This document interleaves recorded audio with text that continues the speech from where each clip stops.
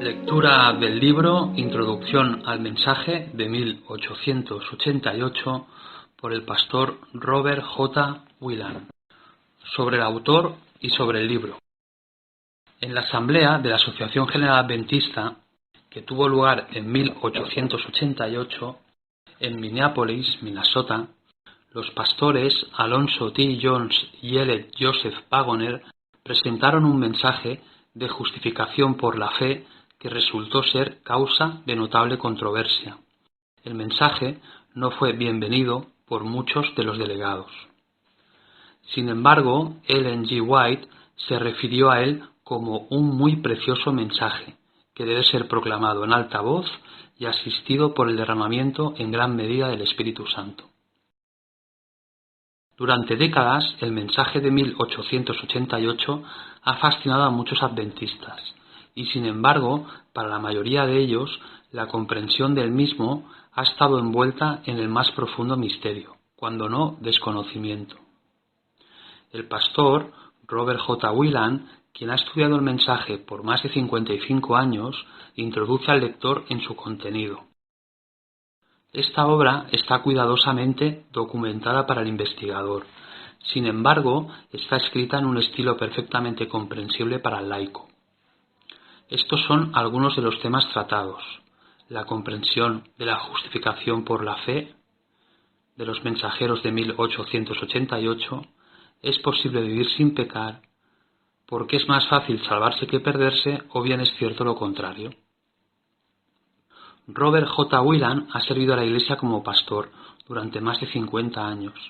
Desde 1945 hasta 1965 trabajó como misionero en Kenia y Uganda.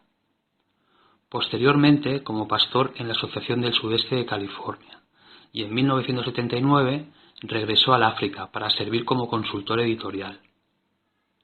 Actualmente forma parte del Comité para el Estudio del Mensaje de 1888.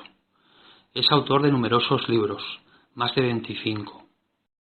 Podemos destacar 1888 reexaminado, Yo estoy aquí a la puerta y llamo, y Alumbrados por su gloria. Este libro se publicó primeramente en 1980, por lo tanto se puede considerar como el primer libro escrito sobre 1888, con excepción de 1888 reexaminado, Whelan Shore, compilado en 1950 y publicado en 1987. La asociación publicadora Souther fue quien lo publicó en el idioma original, bajo el título de 1888 Message and Introduction. Durante 15 años, desde 1981 hasta 1996, ha sido publicado y distribuido por Review and Herald. En 1997 fue traducido al castellano e impreso por Pacific Press. Actualmente es posible encontrarlo en las librerías de iglesia, en ambos idiomas. Si tienes dificultades para obtenerlo por esa vía, puedes solicitarlo a 1888msc@netbox.com y también en la website 1888libros.com. Prefacio. En introducción al mensaje de 1888, Robert J. Whelan aborda la historia del adventismo del séptimo día.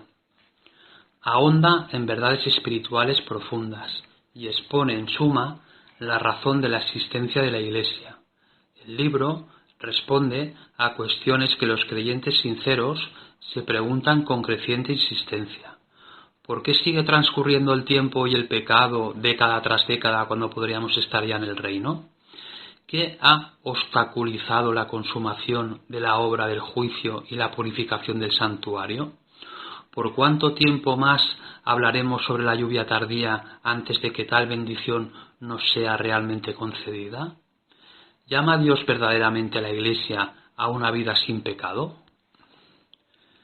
El autor investiga y expone la evidencia, mostrando claramente cómo el Señor, en 1888, envió a los adventistas del séptimo día un mensaje único y precioso, más allá de cualquier valor terrenal.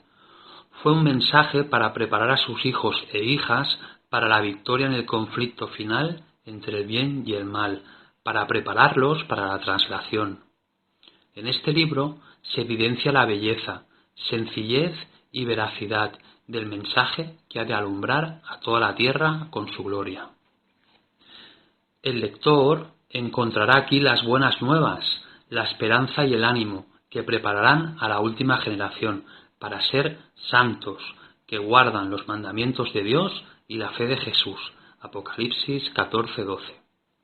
El libro expone asimismo el supremo oficio de Cristo, el de Salvador. Su gracia preservará a los mortales de responder a las presiones del pecado, tanto internas como externas.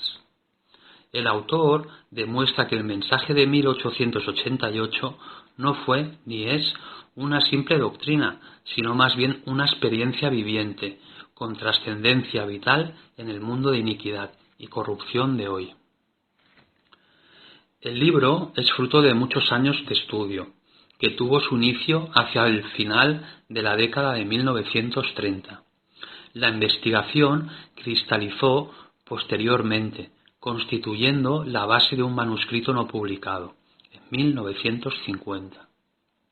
Habiendo transcurrido todos estos años, se desvelan ahora el misterio, vaguedad y en muchos casos total ignorancia sobre aquella sesión de la Asociación General de 1888, y la Iglesia entera tiene a su disposición las bendiciones contenidas en esta publicación.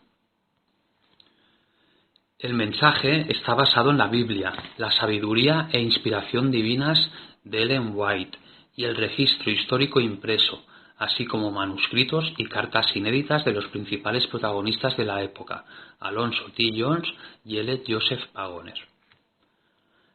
La obra está documentada pensando en el investigador riguroso. Sin embargo, atraerá, interesará y edificará igualmente al miembro inexperto. El contenido lleva a la conclusión de que el adventismo tiene una contribución singular que hacer al mundo, una razón para su existencia, que implica no ser meramente una iglesia más entre muchas otras. Teniendo en cuenta todo cuanto el Señor ha dicho a través de su mensajera, en relación con la gran bendición que comporta el mensaje de 1888, es evidente que la iglesia como un todo, incluyendo departamentos, personal, ministros y laicos, necesita grandemente las verdades espirituales resaltadas en este libro. Comprender esto, así como nuestra historia y sus implicaciones en la expiación final, es apreciar el verdadero significado del llamado de Dios al arrepentimiento que dirige a la Odisea. Que Dios pueda valerse del mensaje contenido en este libro, a fin de que se pueda obtener la percepción espiritual necesaria para que dé su fruto, el comienzo de la lluvia tardía y el fuerte pregón de 1888. Entonces la Iglesia reconocerá el plan divino y dará al mundo la luz que ha de iluminar toda la tierra con su gloria. Diciembre de 1979, Donald K. Shore. Al lector. Hay que definir lo que en este libro se entiende por mensaje de 1888. Algunos lectores agradecerán sin duda una breve referencia a los acontecimientos que han venido a ser conocidos entre los adventistas como 1888. En la sesión de la Asociación General que tuvo lugar en ese año en Minneapolis, Minnesota, dos hombres jóvenes, Alonzo T. Jones y L. Joseph Pagoner, aportaron providencialmente a los delegados un mensaje de justificación por la fe, un mensaje que vino a resultar en una gran controversia. Para muchos de los delegados, especialmente los pastores de mayor edad y los dirigentes, el mensaje y/o los mensajeros no fueron bienvenidos. Unos pocos se gozaron en el mensaje y lo aceptaron verdaderamente. La principal entre ellos fue Ellen G. White, pero nadie pareció considerar el mensaje suficientemente importante como para registrarlo, con el fin de que otros pudieran conocerlo de primera mano. Por lo tanto, no disponemos del mensaje de 1888 propiamente dicho, en las palabras exactas de los dos mensajeros de Minneapolis. Pero eso no significa que debamos desesperar de conocer en qué consistía o que el título de este libro sea una impropiedad. Ciertos hechos posibilitan la reconstrucción consistente y razonable de su contenido. Primero, conocemos lo que enseñó Wagoner en los meses inmediatamente anteriores a la Asamblea de 1888. Segundo, conocemos igualmente su enseñanza en los meses inmediatamente posteriores. Tercero, sabemos que Wagoner y Jones mantuvieron un acuerdo virtualmente perfecto en su comprensión de la justificación por la fe, tanto en Minneapolis como en la década siguiente a 1888. Hubo dos mensajeros, pero E. White habló repetidamente de lo que enseñaron como un mensaje. Cuarto, las declaraciones de respaldo a ese mensaje por parte de E. White no se reducen a las presentaciones perdidas de Minneapolis. Ella continuó apoyando sus subsiguientes presentaciones durante años después de la Asamblea de 1888 hasta 1896 e incluso después. Quinto, podemos encontrar ayuda para reconstruir su mensaje, observando la manera en que sus contemporáneos captaron las ideas esenciales, tanto en su aceptación como en su rechazo. Por ejemplo, W. W. Prescott y S. N. Haskell se encontraban entre los que respondieron favorablemente y comenzaron a hacerse eco de sus conceptos, en la medida en que comprendieron que eran bíblicos y contaban con el apoyo de E. White. Naturalmente, no debemos deducir que existiera perfección o algún grado de infalibilidad en cuanto dijeron Jones y Wagoner. E. White no los identificó nunca como profetas, pero habló repetidamente de ellos en términos como los mensajeros del Señor, los mensajeros delegados del Señor, hombres señalados divinamente, siervos de Dios con un mensaje enviado del cielo, hombres escogidos por Él, hombres jóvenes que Dios envió para llevar un mensaje especial, sus siervos escogidos a los cuales Dios está empleando. El Señor está obrando a través de los hermanos Jones y Wagoner. Él les ha dado preciosa luz. Si aceptáis el mensaje, aceptáis a Jesús. Mensajeros que yo, el Señor, envía a mi pueblo con luz, gracia y poder. Un mensaje de Dios lleva las credenciales divinas. Las declaraciones de apoyo como las anteriores continuaron hasta 1896 y ocasionalmente después. Por lo tanto, en este libro se entiende por mensaje de 1888 las ideas prominentes y esenciales enseñadas por Jones y Wagoner, desde inmediatamente antes de la Asamblea de 1888 hasta la década siguiente. Nuestro método será, primero, permanecer tan próximos a la fecha de 1888 como sea posible. Segundo, presentar lo que Jones y Wagoner enseñaron con insistencia o con gran énfasis.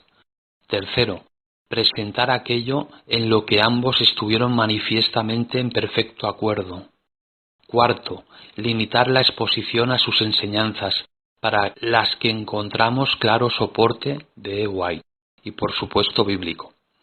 Quinto, prestar atención también a la forma en la que al menos algunos de sus contemporáneos creyentes recibieron y comprendieron lo esencial de su mensaje. Cuando citemos ocasionalmente a Jones y Wagoner en años posteriores por necesidad, será con cuidadoso escrutinio y selectividad para estar seguros de que las ideas presentadas están en armonía con su enseñanza temprana y con los 5 principios antes mencionados.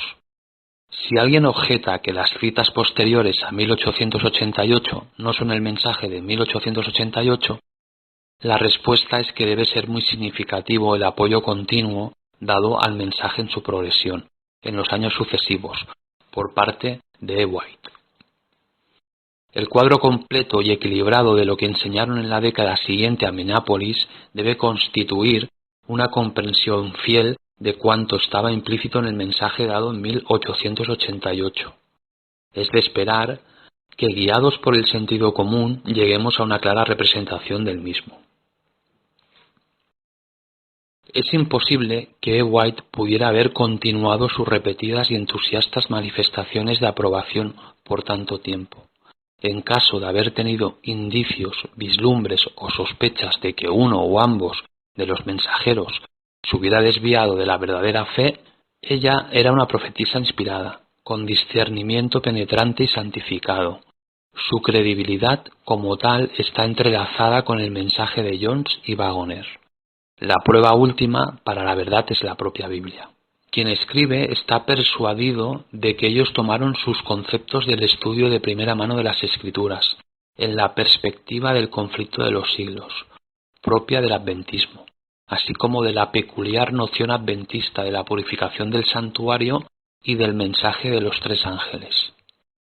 Lo mismo que todos nosotros, estaban en deuda con todos cuantos les precedieron, incluyendo a Lutero, Calvino y Wesley, pero presentaron su mensaje a partir de la Biblia sola. Concibieron la verdad de la justificación por la fe desde una perspectiva nueva y fresca, que es la de la comprensión escatológica inherente al movimiento adventista. En años recientes se está haciendo más y más evidente la base bíblica de sus conceptos esenciales. En diversos trabajos teológicos competentes de nuestros días se hace patente la consistencia de su interpretación bíblica. Por ejemplo, una tesis doctoral reciente en la Universidad de Londres aporta evidencias de que su noción sobre la naturaleza de Cristo fue mantenida por un número significativo de teólogos, respetados y reformadores, a lo largo de la era cristiana.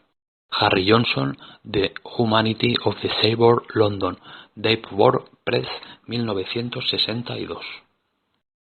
Mi oración es que la respuesta del corazón del lector al mensaje sea lo que tuvo E. White cuando lo oyó personalmente por primera vez, en el Congreso de Minneapolis.